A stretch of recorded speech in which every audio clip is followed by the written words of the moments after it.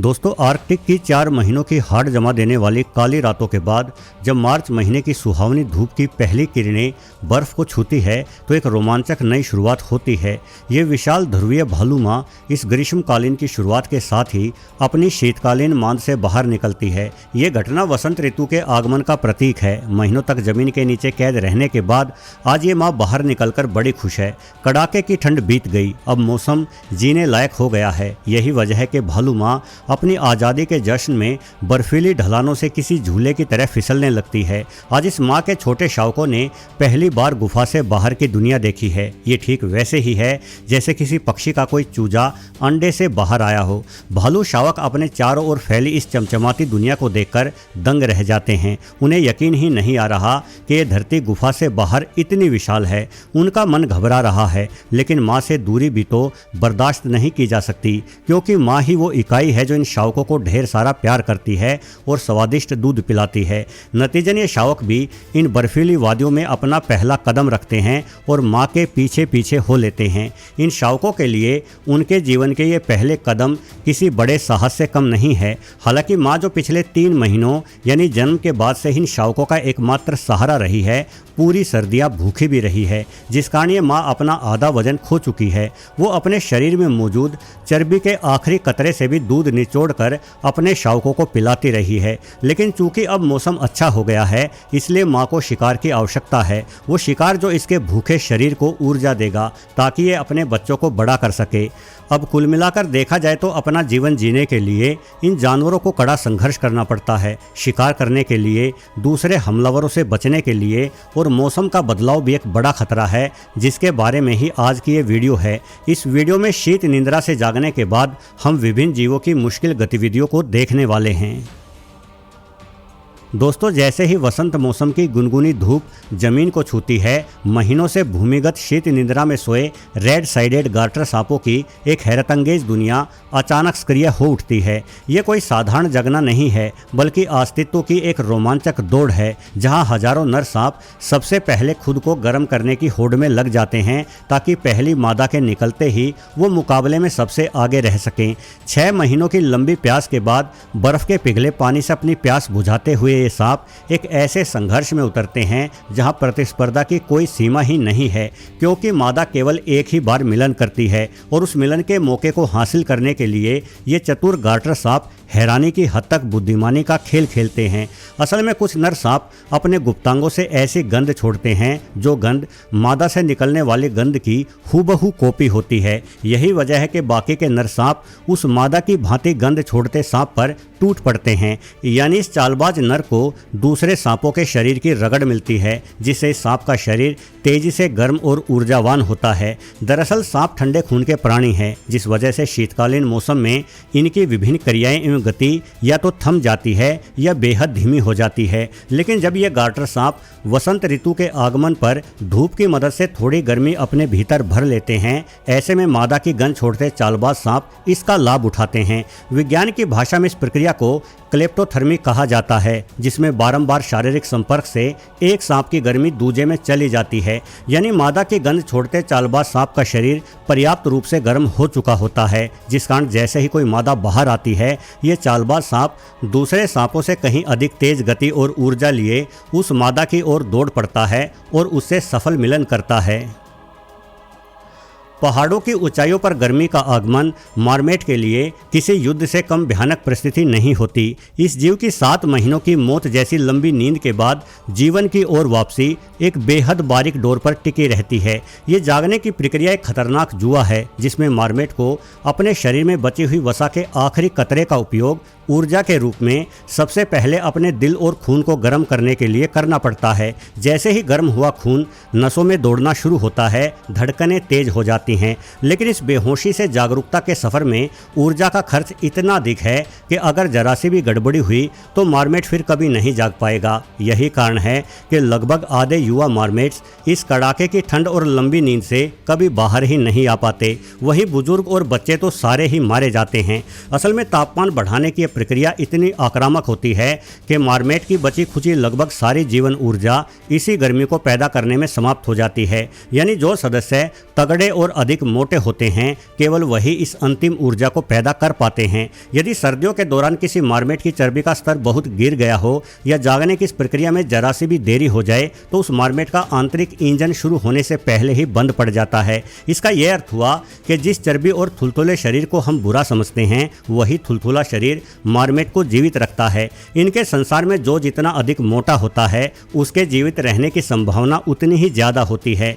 जीवित बचे वयस्क अपने वजन का 1/3 हिस्सा खोकर कंकाल जैसे हो जाते हैं। उनके पाचन तंत्र का हाल कमजोरी के कारण इतना बुरा हो जाता है कि जागने के करीब 1 सप्ताह बाद तक वो कुछ भी खा नहीं पाते। वस्तुतः चारों ओर वसंत की ताजी हरियाली होने के बावजूद भूख से लड़ते हुए इस 1 सप्ताह को पार करना प्रकृति का सबसे कठोर इम्तिहान और एक रोंगटे खड़े कर देने वाला सब्र है।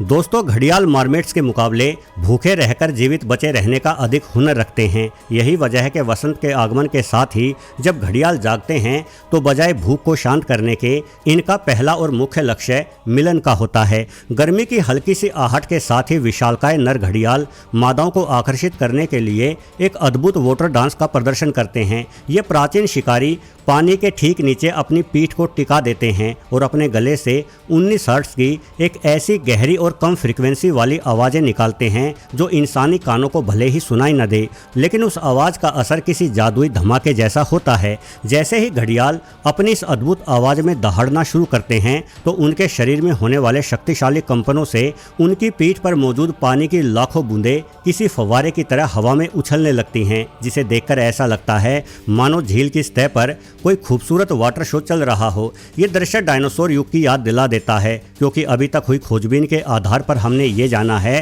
कि डायनासोर भी आपसी संवाद के लिए इसी तरह की लो फ्रिक्वेंसी आवाज़ों का उपयोग किया करते थे। उनकी गूंज पेड़ों के पत्तों तक को हिला देती थी। इस हिसाब से देखा जाए तो घड़ियाल की गूंजती हुई दहाड़ और उनकी पीठ का पिस्टन की तरह हिलना 7 करोड़ साल पुराने उस इतिहास को जीवित कर देता है जब पृथ्वी के अधिकांश जीव इसी तरह पूरी धरती को कपा दिया करते थे।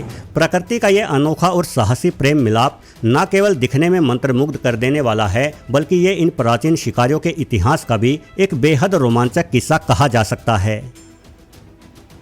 वसंत ऋतु की पहली दस्तक के साथ ही रूस के सुदूर पूर्व में स्थित टेलन द्वीप की खामोश और बर्फ से ढकी चट्टानें अचानक एक विशाल पक्षी नगरी में तब्दील हो जाती हैं। यहाँ खुले समुद्र की तन्हाई को छोड़कर लगभग 40 लाख समुद्री पक्षी एक साथ प्रजनन के लिए लौट आते हैं। इस शोर शराबे से भरी दुनिया में पाफिन और किटीवेक जैसी 14 अलग अलग प्रजातियों का एक साथ आना किसी महान उत्सव जैसा लगता है। यहाँ हजारों पक्षी एक ही समय में अंडे देते हैं ताकि वो सब मिलकर अपने चूजों और अंडों को शिकारियों से सुरक्षित रख सके।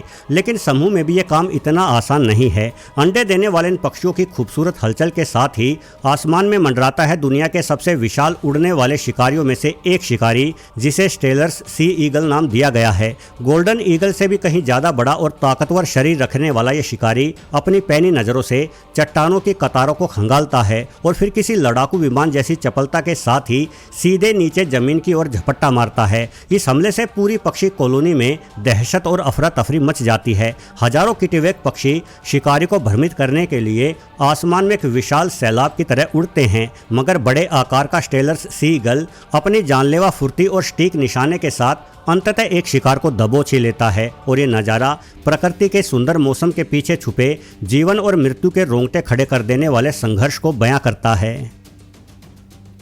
दोस्तों, ये हेजहोग है, जिसे आप हिंदी में चाहे तो कांटेदार चूहा भी कह सकते हैं, क्योंकि यह योद्धा अपने पूरे शरीर पर लाखों छोटे किंतु काफ़ी नुकीले कांटे रखता है, ठीक किसी शाही की तरह। हालांकि शाही के कांटे काफ़ी बड़े होते हैं, किंतु अपनी सुरक्षा के लिए हेजहोग मौका पड़ने पर एक अभेद्य बोल में भी तब्दील होने की विशेषता रखता है। ऐसे में शिकारी जीव द्वारा इसे खाना सीधे तौर पर मौत को दावत देना है, मगर ठंड हेजहोग से भी बर्दाश्त नहीं होती और ये शीत निद्रा में जाते हुए लंबे समय तक करीब करीब बेहोशी की हालात में में रहते हैं। गर्मी की शुरुआत होते ही हेजहोग अपनी गहरी कुंभकर्ण वाली नींद से जाग उठते हैं और इनका सबसे पहला कार्य जहरीले पौधों को ढूंढना एवं उन्हें खाना होता है। जहर के असर से इस जीव के मुंह से झाग निकलने शुरू हो जाते हैं और ये अपने मुंह के झागों को अपने कांटों पर मलना शुरू कर देता है। ये आत्म अभिषेक प्रकृति के उन अनोखे रहस्यों में से एक है जिसका जवाब आज भी हमारे पास नहीं है, लेकिन फिर भी मोटे तौर पर वैज्ञानिक यही अंदाजा लगाते हैं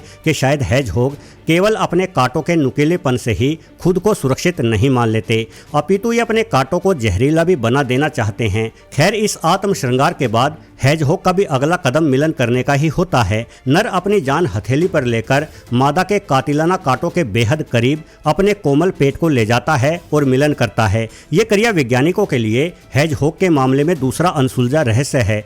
जो कांटे पल भर में किसी के भी शरीर को छलनी कर सकते हैं, ऐसे लाखों कांटों के बीच भला मिलन कैसे संभव हो सकता है। लेकिन चाहे जो भी हो, गर्मी की शुरुआत हेजहोग नर मादा के लिए एक नए जीवन की शुरुआत ही कही जा सकती है।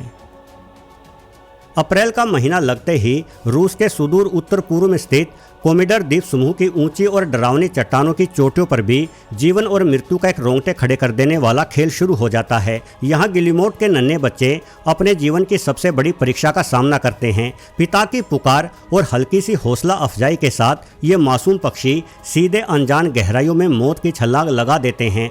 असल में गिलिमोट पक्षियों में बच्चों के पालन पोषण की जिम्मेदारी पिता के कंधों पर होती है, जबकि माँ इस दौरान समुद्र में भोजन की तलाश में रहती है। जिस समय गिलिमोट बच्चे अपनी पहली छलांग लगाते हैं, उस समय तक उनके पंख उड़ने के लिए पूरी तरह से तैयार नहीं होते। हवा में गोता खाते हुए बच्चे किसी तरह चट्टानों से बचते हुए नीचे समुद्र की लहरों तक पहुंचने की कोशिश करते हैं, मगर सबकी किस्मत एक जैसी नहीं होती।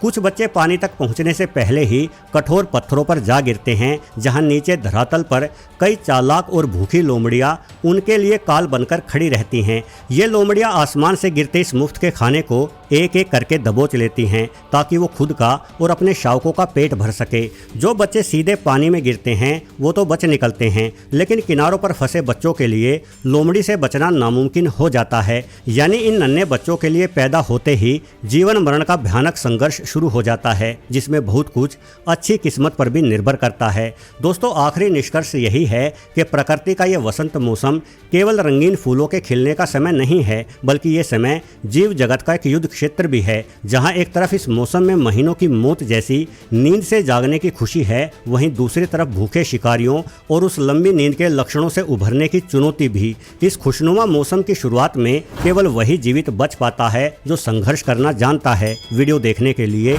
आपका बहुत बहुत धन्यवाद।